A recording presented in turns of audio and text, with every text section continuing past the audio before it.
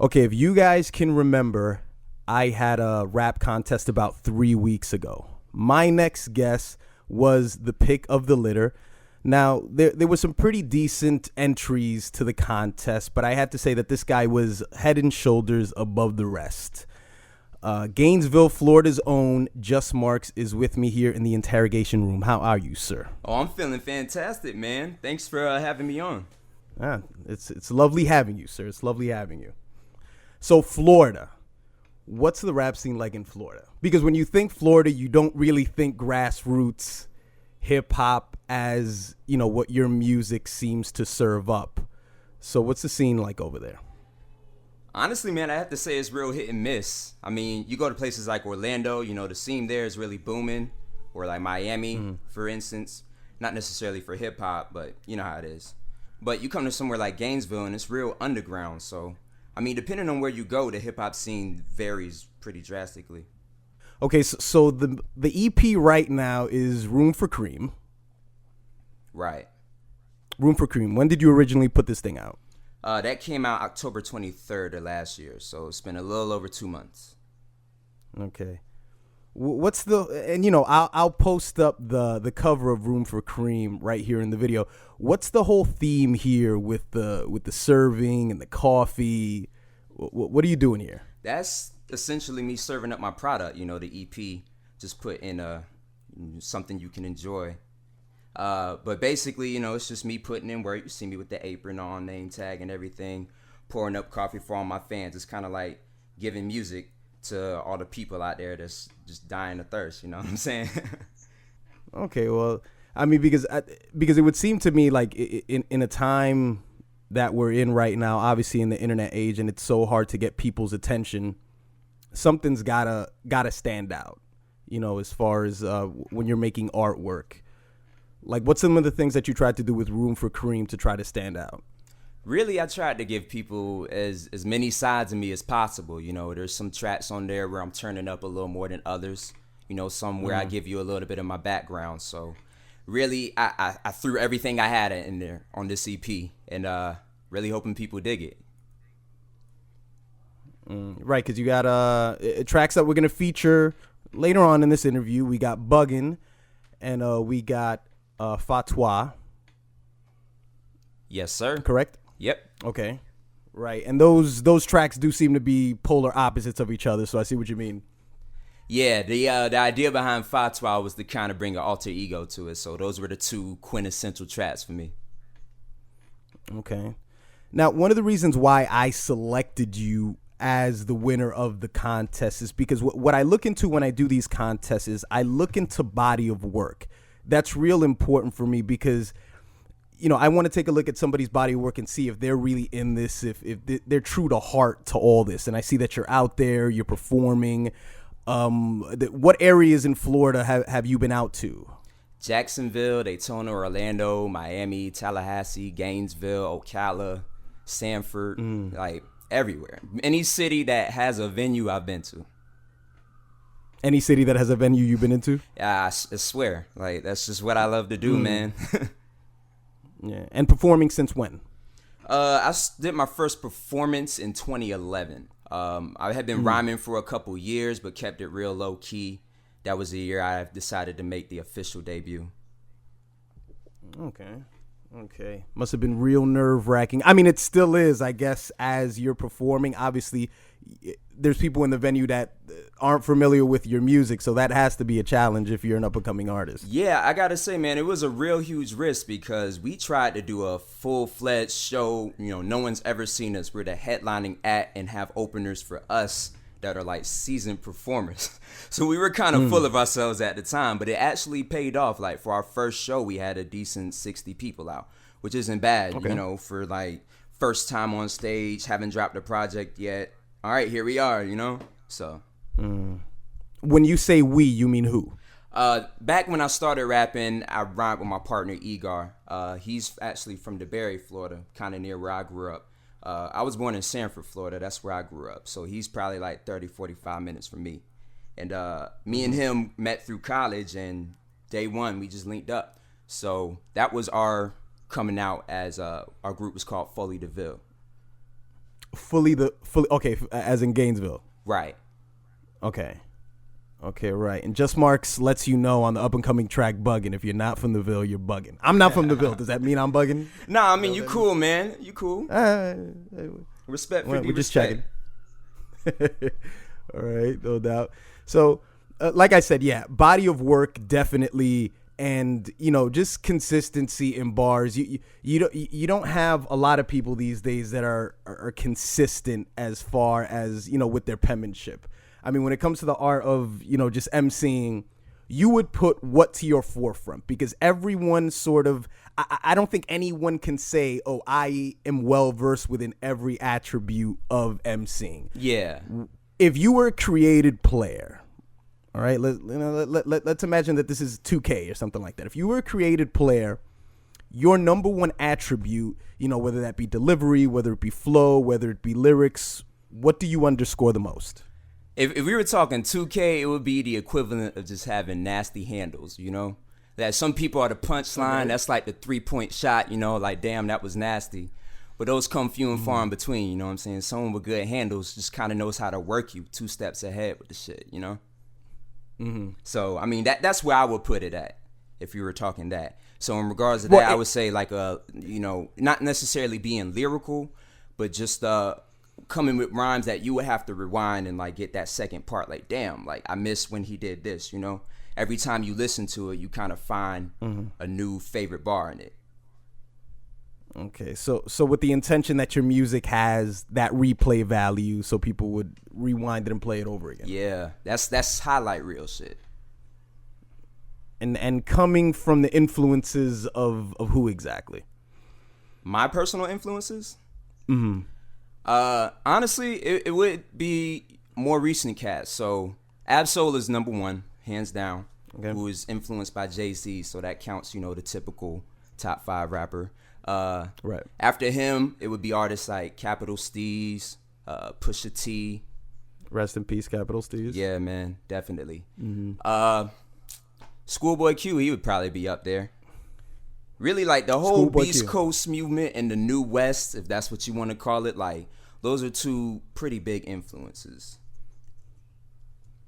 Because you're how old exactly? I'm 23. Okay, all right. Well, that would definitely make a lot of sense. Well, it's really good that you're not influenced. I mean, since you're from Florida, it's a good thing that you didn't say Ace Hood. Yeah, because I think you would have lost some. I think you would have lost some cool boys. Well, not that there's anything wrong with being influenced by Ace Hood, but then I mean, if you approach a track like Ace, I guess. Yeah. As much as I probably could pull it off, I don't think I would. It's just it would be a shot to my own character. Yeah. yeah. I think it'd be very easy. But that's what I mean. I mean, that's why I was listening to your work and then, finding out that you're from Florida. That's the one thing that I'm sure has to be a bit tricky with coming up, having the sort of sound that you do, because I mean, the noises that are more prevalent from Florida don't seem to be akin to what it is that you're doing. So a lot of New York-based artists are pretty much your influences, like you said, the Beast Coast. So yeah. So in the internet age, you came up you didn't fuck with anything out in Florida. No, the only exposure I had to Florida artists was like 2 Live Crew, like very limited. Trick Daddy Plies, like that real vulgar Florida music. So I mean, it was really hard. We don't really have a lot of local legends, people that bust out of Florida and took it over, so. A lot of it was like really hardcore East Coast rap, New York, Okay, so I think it's about time that we get into one of these tracks. What do you say? Yes, get it. Okay, so the first one that we're going to play here is off the Room for Cream EP. It's Fatwa. It's Jus Marx. Any commentary you want to make about this song before I play it? Yeah, man. I was coming for heads on this one, so I do apologize if some of y'all catch yourselves with missing limbs. Fatwa. Chill.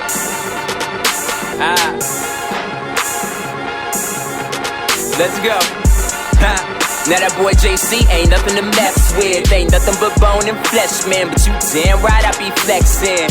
Two things I don't like, that's your kind and questions. Like when you feel a drop, who is in your top that. Cause a nigga tryna rock right now. Let the beat take control of my mind. For Pete's sake, I told you I'm fine. So low and chose to skydive, cause Lord knows the flows are blowing my high. So blind, don't know why I try. Your top 5 got marks in it, yep. Catch one of my eyes, you might find it. The windows into my soul are all tinted, nigga. Truth be told, dude, it's cold as a winter solstice. I'm so lit. Goddamn. Yet I'm so lit. Goddamn. So if it's on to the next one, you can bet JC's the best one. So you better buckle up, cause I come to stunt, man, ain't here for no test run. Now let's ride, yeah, check it out now, ride, y'all better than who? Shit, even at my worst, y'all couldn't best J on your best day, I've been at this too long to be coattailed some dead weight. Not quite in my right mind, be advised I'm a head case. The very second you press play, you unleash your beast. Call it doctor, cause your boy is a monster when it comes to beats at least. When they vis-a-vis, my nigga AT, guarantee you see the beat. Showing up JC, that's crazy, like Jay-Z with a Jesus piece. I'ma say my piece to collect my cheese, so me and my peeps can beat. Instead of playing the same hits as them stations, add JC to your playlist. Nigga, no bars wasted. Okay, so that was Fatwa off the Room for Cream EP. So when you're writing these sort of tracks where it's basically just it's braggadocious, is there an invisible opponent in your head, or do you have a certain, maybe person in your area? Do you have just somebody who's up there in the hip hop hierarchy that you sort of just model these tracks against? Yeah, I mean, it's a little bit of both, man. On that Fatwa track specifically, I was my main target. This was my alter ego, literally killing the lyrical side. Jus Marx coming with bars like this was just, hey, fuck the bars right now. Let's focus on the flow and just kill it. But when I write certain raps, I do, whoever I'm listening to, I'm picturing like if I was face to face with this person right now, and I was going to back up the fact that I was better than them, what would I spit? So I try to approach every track like that. Okay, interesting. So, dude, what I want to know is if you're coming up in the game right now, and I mean, like I said, how noisy the internet is. I mean, and as far as all these influences, listening to your contemporaries, I've always thought that there's a problem when you listen to your contemporaries too much, because then maybe you lend too much from the styles. If then you find yourself being a bit too much of a fan. Like I would say that Logic, for example. Okay. Logic is somebody who is a great MC, but you can really tell in his music that he's really a fan of hip hop, which sometimes it doesn't make you come off as a leading man. So with all the people that you listen to, with Absol, with everybody in the Beast Coast movement, is there ever any difficulty in having your identity through those influences while listening to them a lot? It definitely happens a couple times. When you listen to it a lot, it can't help but bleed through a little bit. But I think what saves that is that these artists are directly influenced by, the big timers, when it comes to the Jay-Z's, the Nas, the Pacs, Big Daddy Kane's, Kool Moe D's, whoever it is. So, I mean, a little bit of that is even carried on. So, I mean, you get a little bit less of it, but you still get influenced by it. And the biggest thing I try to do is when I listen to these artists, I try to backtrack. Like, all right, who's this person's favorite artist? And study their top 5, and then from there, like, it kind of branches out.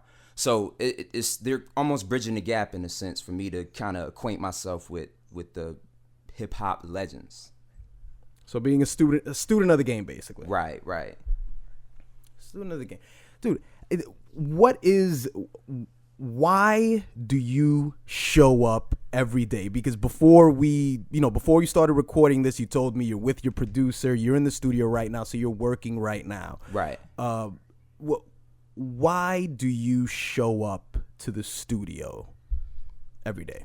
I'm outside of doing it for the people in Gainesville. I just do it with people that are really believe in good music and talent, it's not really about getting the fame or, you know, being some big time artist. But when I'm in the booth, it's you know, doing myself a favor, but most importantly, just trying to put on for anyone who is behind and part of the movement, you know. So when I get off work, if I'm not writing rhymes, like I'm trying to be recording with someone or listening to some new beats, just cycling, because, you know, the second you put a pause to that shit, like, you kind of find yourself lost, you know.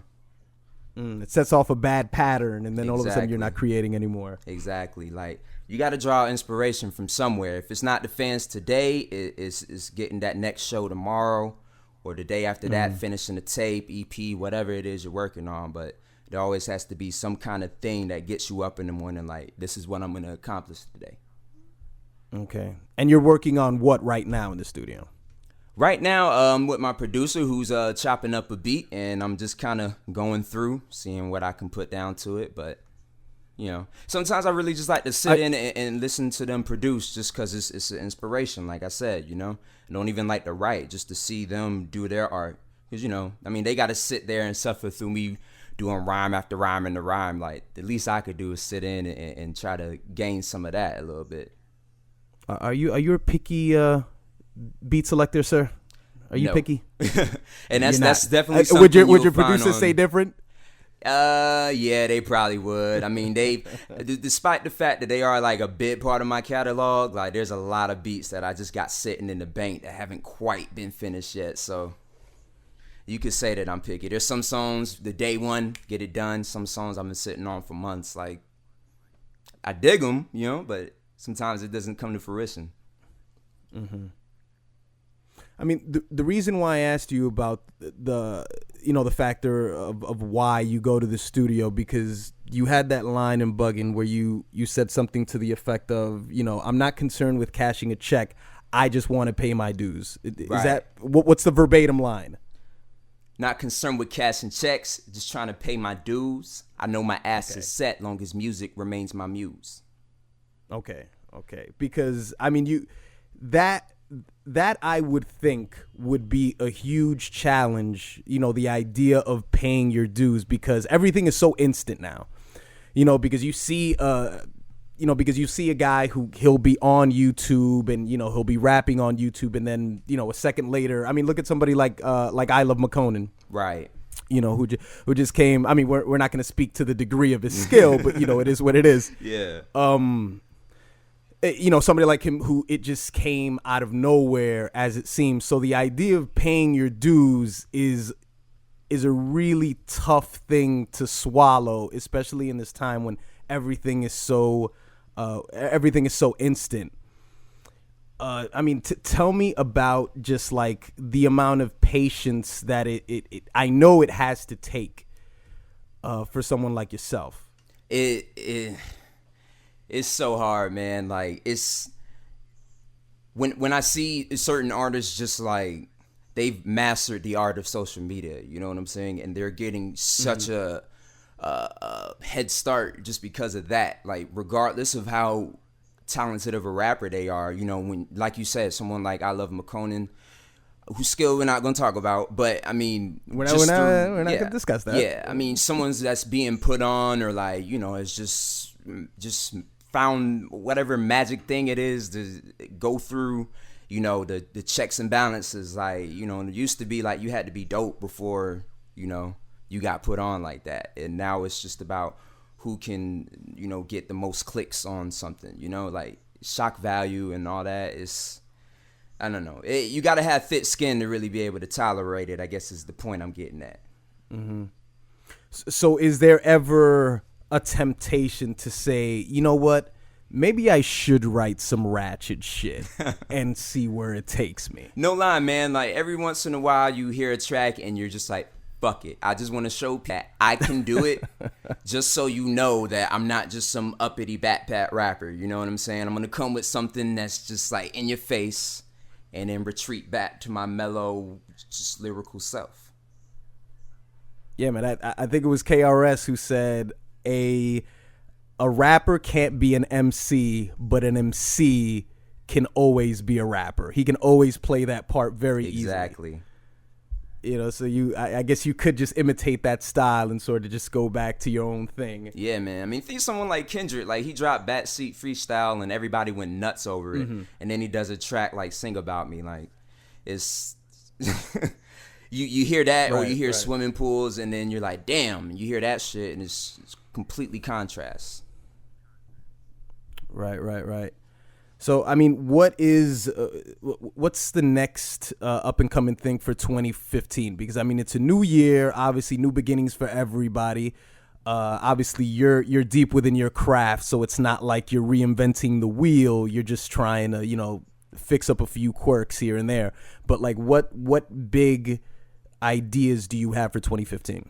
My main push is just taking a little bit from people like yourself is the blogging aspect of things, or doing reviews and things like that. Just as a fan of music, it's always been a part of me to do something like that, and to kind of involve my craft, being that it just kind of rubbed off on me. I became an MC. Like, I wasn't born to be a rapper, but just from being a fan and being in there and being inspired by people, like, I've been crafted, basically. So that would be like my repayment to being a hip hop artist. I mean, obviously as an artist, I would also like to get bigger, but I think of it something along the lines of Kanye when he first came up, when he had a university blog or whatever it was. I can't remember the name of it, Kanye University. But I mean, something along that. He had like a little flat fashion blog. That would probably be where the next step for Jus Marx is this year. Okay, so using that as a stepping stone. Right, exactly. Okay. Well, I've never heard that approach before from an MC. So the total approach that you're taking is if there's going to be some huge success from this, it's going to come 100% from online. It's not by going out there and obviously being seen and getting in the mix out there in the city. So it's 100% on. I mean, artistically, what really gets me fans is doing like pop-up events, just showing up places and giving people a show. Okay. So I mean, like, online is how I reach people that's not in Gainesville, because I can only touch so many people here. There's millions of people online versus here, or not even Gainesville. Like a couple months back, we went to Atlanta when we opened up for a show, and just after the show, put on a little event for the people there. Beforehand, we ciphered with all the opening artists, like just doing things like that, taking ourselves directly to the source. People that are there for hip hop already, it's easier to promote to them versus just whoever the hell you happen to bump into on the street. Right. Well, dude, okay, so I guess what we're going to do here is I guess we'll just end this whole thing with the bugging track. But before we go, where can these people find you? You can find me on my team's website, www.lnem.com. You will find my content, everybody on the roster's content, our videographers' contents, graphic designers, producers, the whole nine. Okay, all that information will be in the description below, including the Room for Kareem EP on Bandcamp. You guys can download that right there. Okay, so any commentary of this bugging track before we head on out with it? Yeah, this track specifically directly leads into my writing process. So if you were looking for just lyrical stuff that you would expect, like, this track would be it. This is me as an MC. This track broke a huge writing block, so just go into it thinking that. Okay, Jus Marx, I want to thank you for stopping by in the interrogation room. It was a pleasure.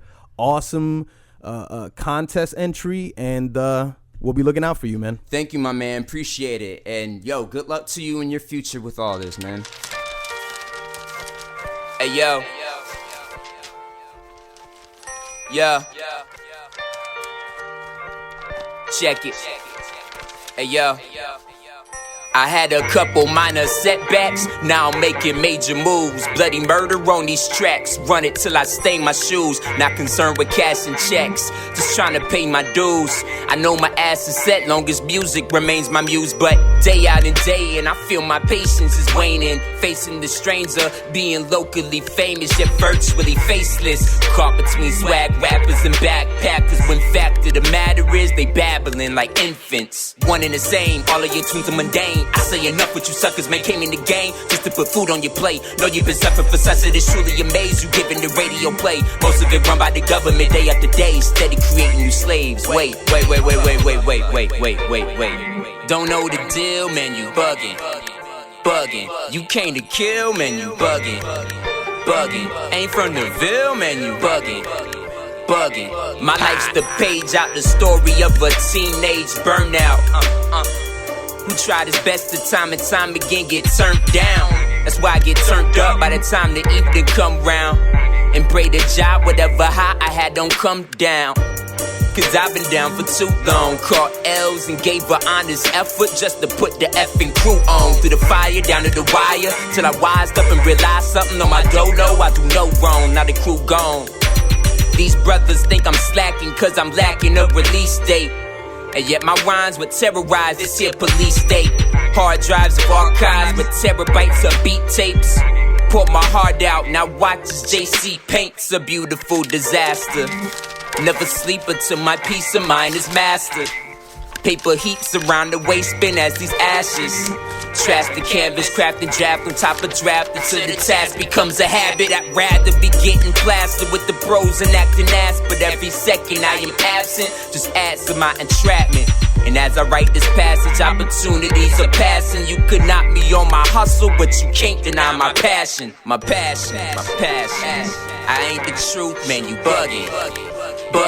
Ain't got the juice, man, you bugging. I came to lose, now you bugging. Yeah, so it's F the world until my dying day. Shining rate unmeasurable, we're talking years a light away. Block me and I'm running through you. Nadama can sue you, then leave powder my face. Re-emerge as Violent J. I daily dance with the devil, I reckon I'll sign with Jay. Likely name my debut tape, Jesus, in spite of Ye. So if I die today, pray to be likened to John Lennon. Potential your simple mind couldn't fathom, you could only imagine.